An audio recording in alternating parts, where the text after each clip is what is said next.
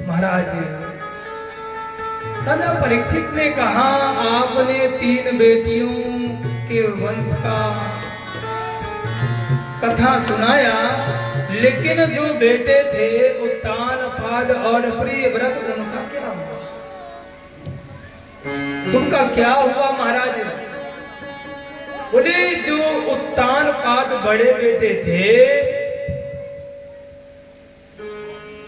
उनकी 2 पत्नियां थी महाराज। एक का नाम सुरुचि और एक का नाम सुनीति।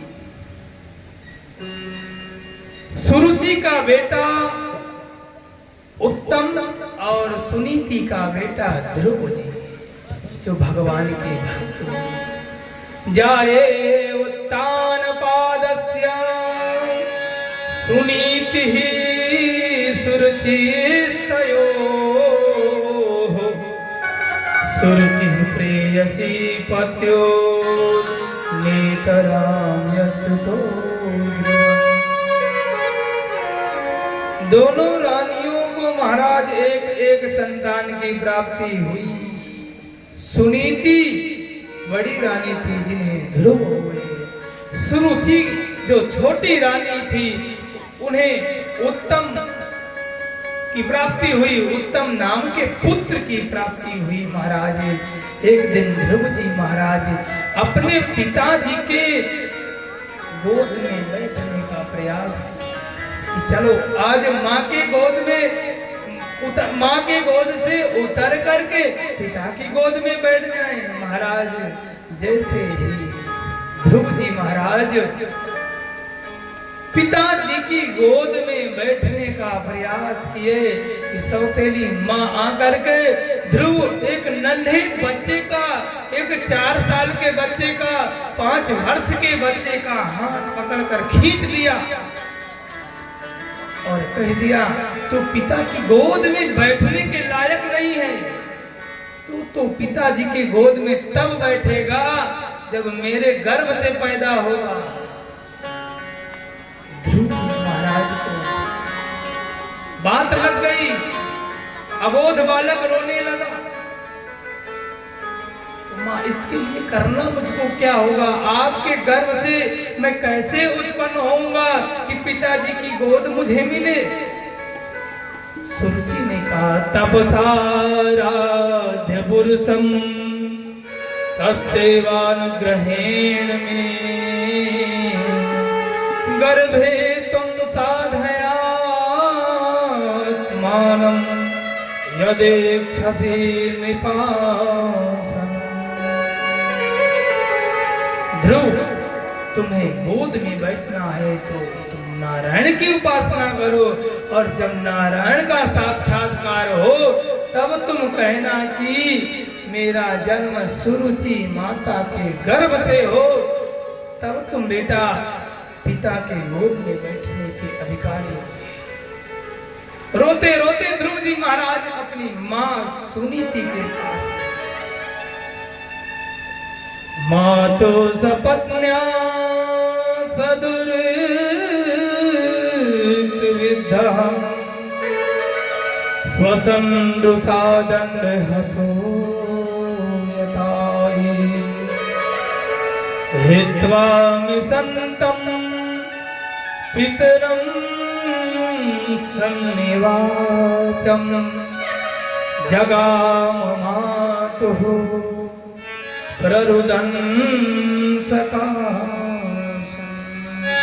रोते हुए ध्रुव जी महाराज को जब ध्रुव जी की मैया सुनीति ने देखा, बेटे को लेकर के हृदय से लगा लिया, बेटा बता क्यों क्यों रो रहा है? किसने तुझे कुछ कह दिया या किसी ने तुम्हें मार दिया? नहीं माँ। ध्रुव जी ने जब बताया कि माँ मैं अपने पिता की गोद में, क्या जिस पिता से मैं उत्पन्न हुआ क्या उनकी गोद में नहीं बैठ सकता? अरे जिस पिता से उत्तम भैया पैदा हुए उसी पिता से तो हम भी पैदा हुए, तो 50% तो हमारा भी अधिकार है कि उन पिता के गोद में हम भी बैठ सकते। लेकिन माँ जिस समय मैं बैठने गया, सुरुचि मैया ने मेरा हाथ पकड़कर हटा दिया और कहा बेटा तुम्हें अगर मैं पिता की गोद में बैठना है तो तपस्या करो। आज सौतेली मां के द्वारा ध्रुव जी को प्रेरणा मिली। भक्तों, आपको ठोकर कहीं से भी मिल सकती है, भगवान की उपासना करने का मौका कहीं से भी मिल सकता है। शत्रु के द्वारा मिल जाए, पत्नी के द्वारा मिल जाए। महाराज गोस्वामी तुलसीदास जी महाराज को तो रत्नावली ने ऐसा फटकारा कि महाराज तुलसीदास हो गए। रत्नावली ने कहा तुमसे 2 दिन मेरे बिना रहते नहीं बना। कल ही मैं ससुराल से आई और आज ही तुम चले आए। लाज न आवत आपको दौड़े आयो साथ। धिक धिक ऐसे प्रेम को कहां कहूं मैं नाथ। अगर इतना ही तुम्हारा प्रेम भगवान से हो जाता तो जितना तुम मुझसे प्रेम कर रहे हो इतना ही प्रेम भगवान से हो जाता तो तुम्हारा बेड़ा पार हो जाता और तुम्हारे साथ मेरा भी उद्धार हो जाता। क्योंकि पति अगर धर्म कर्म करता है तो पत्नी को 50% फोकट में मिलता है। बिना मेहनत किए पत्नी को 50% मिलता है। इसलिए जो ज्यादा कर्म होता है धन यज्ञ आदि उसमें कहते पत्नी को हाथ पकड़ ले, हाथ पकड़ के चढ़ाइए, पति का हाथ पकड़ लीजिए। 50% तुम्हें, 50% तुम्हारे पति पे होगा। आज ध्रुव जी महाराज 5 वर्ष की ही अवस्था में भगवान को याद करने के लिए, भगवान की प्राप्ति करने के लिए ध्रुव जी महाराज निकल रहे हैं। माता सुनीति ने कहा बेटा ये तेरे लिए बहुत अच्छा हुआ, तू जा। सोचिए इकलौता बालक ध्रुव और उनकी माता सुनीति ने आज अपने बेटे को सौतेली के कहने पर छोड़ दिया। जा बेटा, बिल्कुल जैसे कौशल्या माता ने कहा कि अगर जो पितु मात कहो बन जाना तो कानन सत अवध समाना। बेटा अगर कैकेयी ने और महाराज ने आदेश दिया तो तुम जाओ जंगल, वो जंगल सब अयोध्या के बराबर है। ध्रुव जी महाराज जैसे गए नारायण को खोजने लगे। नारद जी मिल गए। नारद जी ने ओम नमो भगवते वासुदेवाय का मंत्र दिया। ध्रुव जी महाराज जपने लगे ओम नमो भगवते वासुदेवाय, ओम नमो भगवते वासुदेवाय, वासुदेवाय नंद नंदनाय, वासुदेवाय नंद नंदनाय। ओम नमो भगवते वासुदेवाय, ओम नमो भगवते वासुदेवाय, ओम नमो भगवते वासुदेवाय, वासुदेवाय वासुदेवाय वासुदेवाय। भगवान की एक बार झलक दिखी। जब व्यक्ति भगवान का पूजन करता है भगवान अच्छा सपना दिखाते हैं। कभी भगवान दिखेंगे, कभी सुंदर दृश्य दिखने लगेगा।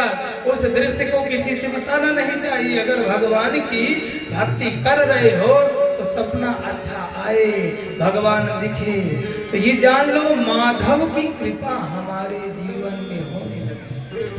क्या करें? बोले भक्ति को और मजबूत करो, धीरे धीरे भक्ति को और मजबूत करो। जिस दिन भक्ति बिल्कुल मजबूत हो जाएगी, पिलर मजबूत हो जाएगा महाराज, तो फिर चाहे 4 मंजिला बनाओ चाहे 10 मंजिला मजबूत हो जाएगा। भगवान साक्षात नारायण प्रकट हो गए, लेकिन ध्रुव जी महाराज के अंदर ज्ञान नहीं है कि भगवान को किस शब्द से मैं विनती करूं। मूकं करोति वाचालं पंगुं लंघयते गिरिं यत् कृपातमहं वन्दे परमानंद। जो परमात्मा गूंगे व्यक्ति को बुला सकता है, जो परमात्मा अगर कृपा करते तो गूंगा व्यक्ति बोलने वाला हो जाता है, पैर से विकलांग व्यक्ति दुर्गम पहाड़ को लांग जाता है, निर्धन धनवान हो जाता है, धनवान निर्धन हो जाता है। आज वही भगवान प्रकट हुए और ध्रुव जी के कंठ में अपना शंख का स्पर्श कराया। ध्रुव जी महाराज के अंदर चारों वेद, छो शास्त्र, 18 पुराण सब आ गया। ध्रुव जी महाराज तब अब श्लोकबद्ध प्रार्थना करने लगे।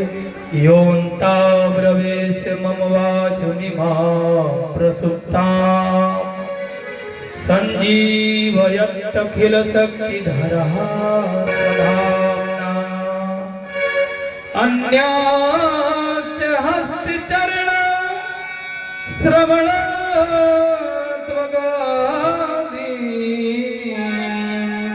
प्राणान् नमो भगवते पुरुषाय तुभ्यं।